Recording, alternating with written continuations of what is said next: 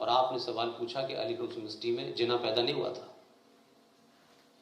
अलीगढ़ मुस्लिम विश्वविद्यालय से निकल करके तीन लोग पाकिस्तान के राष्ट्रपति और प्रधानमंत्री बने।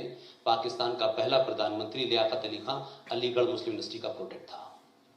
जावेद अख्तर मेरे बड़े ब्रदर के साथ क्लास 3 तक पढ़ा था, उसके बाद भोपाल चला गया। Aligarh university, the place where the idea of Pakistan born. The founder of AMU sir Syed Ahmad Khan was thought, सिर्फ थॉट था। इकबाल का, सर सैयद अहमद खान का तो थॉट था पाकिस्तान, उसको इंप्लीमेंट जिन्ना ने किया, वो वहां चला गया। इसलिए अलीगढ़ यूनिवर्सिटी में जब ये नारा लगता है तो आपको ताज्जुब लगता होगा, मुझे नहीं लगता कि हिंदुओं की कब्र खुदेगी एएमयू में। ये आपको ताज्जुब लगता है, मेरे लिए रूटीन बातें सुनते सुनते बड़ा हूं, सुनते सुनते बड़ा हूं। अब इसमें मेरी गलती नहीं, मेरी तो कोई गलती नहीं भाई। मैंने तो कुरान शरीफ मौलाना साहब ने मार मार के पढ़ाया मुझे, क्योंकि कंपल्सरी था, पास होना था। तो अब भुगतो। सर उनकी एजुकेशन में क्या कमी रह गई? भाई साहब, तीसरी क्लास में कोई एजुकेशन होती है? तीसरी क्लास तक पढ़े थे, उसके बाद चले गए। पुष्पिन जी, एक संस्था का गठन हुआ है ट्रस्ट इंडिया फाउंडेशन। हम लोग की बहुत हार्दिक इच्छा है कि आप उसके बारे में जरूर से हम लोग को कुछ दो शब्द बताएं। हुआ ये है कि एक थॉट है कि देखिए कुछ सच्चाई मान लेनी चाहिए। मैं शायद इस स्पीड में और 5-10 साल काम कर पाऊंगा, ईमानदारी की बात है। मैं ये तो नहीं मानता कि मतलब मैं हमेशा ही इतनी उस पर लोड ले पाऊंगा। तो ये थॉट हुआ कि हम बौद्धिक रूप से, इंटेलेक्चुअली आने वाली जनरेशन को कैसे कनेक्ट करें, क्योंकि बेरोजगार हिंदू राष्ट्रवादी नहीं हो सकता। अगर हिंदू बेरोजगार रहेगा, उसके पेट में रोटी नहीं होगी, तो राष्ट्रवाद के नाम पर वो कहीं चला जाएगा। खड़े होकर पूछिए कि अगर तुम्हें नौकरी चाहिए, हिंदुत्व चाहिए, वो बच्चा कहेगा मुझे नौकरी दे दो। जज्बाती भाषण देने से और भारत मां की नारे लगाने से हिंदुत्व मजबूत नहीं होगा। सिंपल बात है। चोरी करे, डकैती करे, कुछ भी करे, इसलिए ज्यादातर हिंदू बच्चे आपकी बात नहीं सुनते। इसलिए हिंदू संगठनों ने भीड़ तो इकट्ठी की है, लेकिन जैसे ही मौका मिलता है सबसे पहले शिफ्ट हो जाते हैं। ऐसा नहीं है कि उनमें राष्ट्रवाद नहीं था, उनको लगा यार राष्ट्रवादी होने से फायदा क्या है। उसको घर नहीं चल रहा, उसके मां बाप उसके पीछे पड़े हुए हैं, उसने एमए कर लिया, सरकारें आती हैं तो भी हिंदुत्व वालों को नौकरी नहीं देती। तब भी जेएनयू के अंदर फारसी में एक भूमिहार लड़का बिहार का जो टॉप करके गया था। मैं बहुत ब्लंट आदमी हूं इस मामले में, इसलिए मैं किसी संगठन की चिंता नहीं करता। उस फारसी में जो लड़का भूमिहार बिहार का था, वो टॉप करके गया था। जब बॉन्ड्स निकली तो उस लड़के ने अप्लाई किया, वो डिजर्विंग था, लेकिन देश में कुछ संगठनों के लीडरों को सेकुलर दिखना था, उसका अपॉइंटमेंट नहीं होने दिया, मेरिट पे, और कश्मीरी मुसलमान का किया।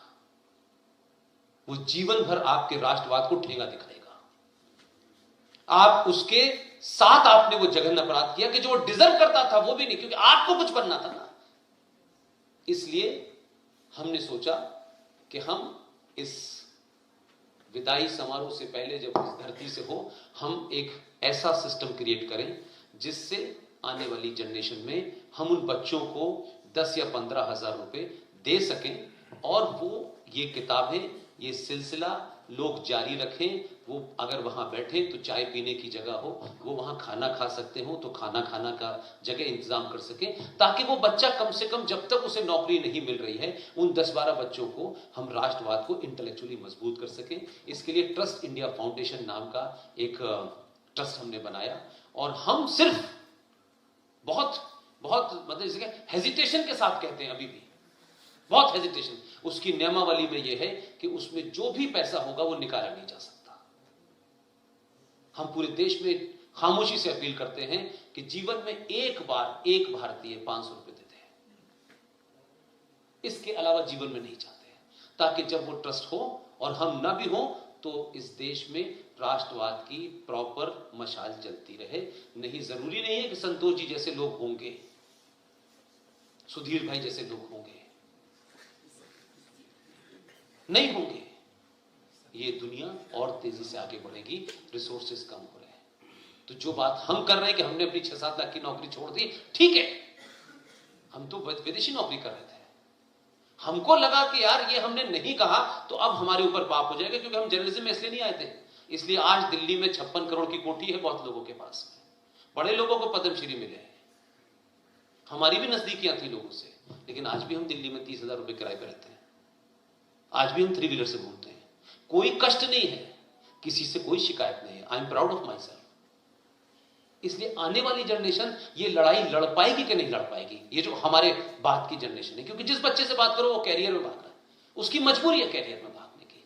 तो इस ट्रस्ट का गठन किया गया और हमने एक प्लान बनाया कि यार इसमें ज्यादा से ज्यादा लोग कनेक्ट हो जाएं, तो एक बार जीवन में 500 रुपए स्प्लिट दे दें बैंक अकाउंट से। सिर्फ इतना ही इसका पर्पस है, और उसको बहुत ज्यादा नहीं बोलते हैं।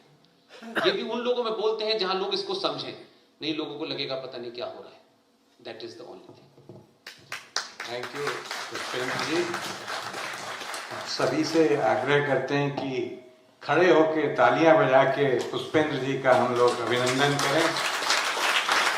तालियां जोर से बजे और जोर से बजे, बजती रहे।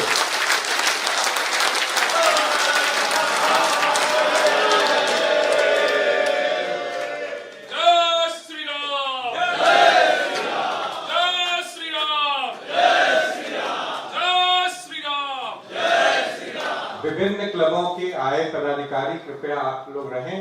सब अभिनंदन करना चाहते हैं पुष्पेंद्र जी का, कृपया रहें, सबको मंच पे आने का मौका मिलेगा।